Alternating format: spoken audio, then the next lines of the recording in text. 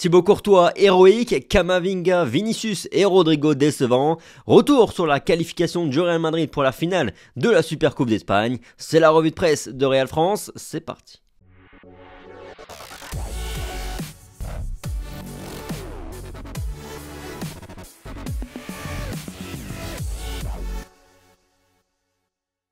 Bonjour à tous, j'espère que vous allez bien au lendemain de cette qualif du Real Madrid pour la finale de la Supercoupe d'Espagne, une qualification sur laquelle on va bien entendu revenir aujourd'hui avec l'aide de nos deux quotidiens madrilènes et on commence tout de suite par les deux unes avec Courtois a décidé à la une de Marca, le Real Madrid s'en sort au penalty et le Belge a été décisif durant la séance de tir au but, match gris moyen du Real Madrid, juge Marca du côté de As, on retrouve notre héros Thibaut Courtois qui a aussi été décisif durant la prolongation et As a bien raison de le préciser. Le Real Madrid atteint la finale grâce au gant d'or dans les pages de Marca.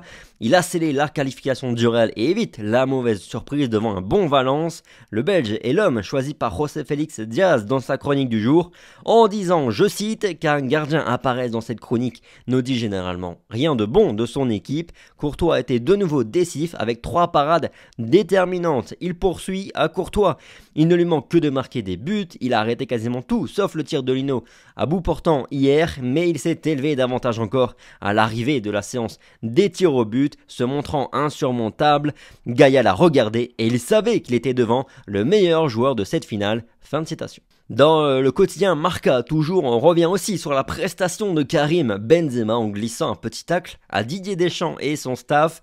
Le Benzema que ne voulait pas la France, dit Marca. Énorme match du numéro 9 madrilène, juge Marca.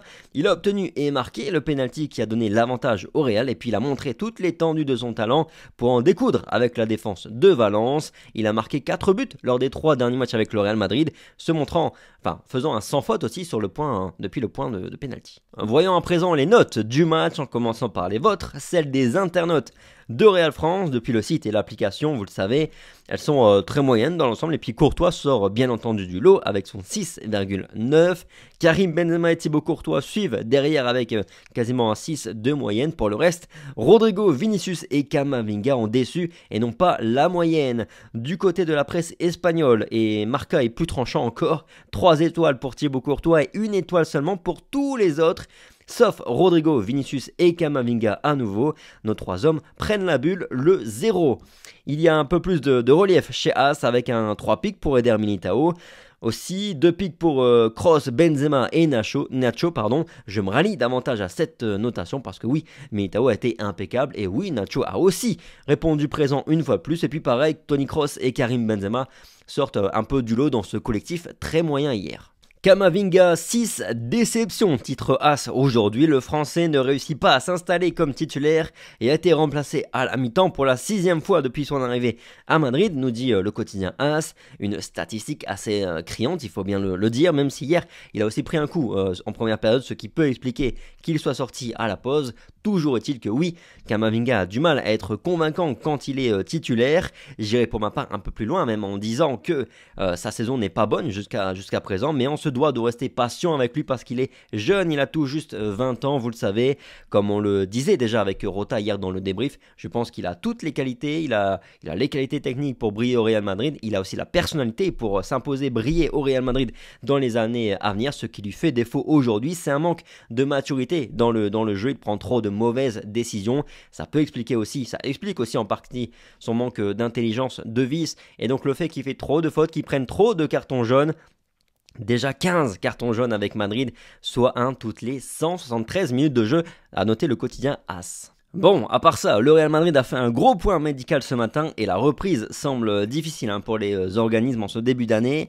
D'abord, Lucas Vázquez est forfait pour la finale et on en saura plus dans les prochains jours. Les images n'étaient vraiment pas belles dans son cas, sa blessure. Fede Valverde a terminé avec de petits problèmes physiques également dont on ne connaît pas réellement la gravité pour le moment.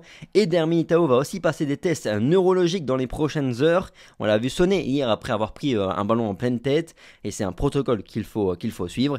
Et puis Eduardo Camavinga a pris aussi un coup au genou, mais on ne sait pas à ce stade s'il faut réellement s'inquiéter ou pas pour le français. Ça ressemble à des petits bobos pour lui, pour Fede Valverde et également je pense pour Eder Militao, mais bon, à suivre. Bref, voilà un peu pour la revue de presse du jour de Real France. Merci pour votre fidélité comme chaque jour.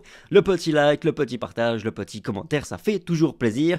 Sur ce, passez une bonne journée, prenez soin de vous comme toujours et puis on se dit à demain. Allez, ciao.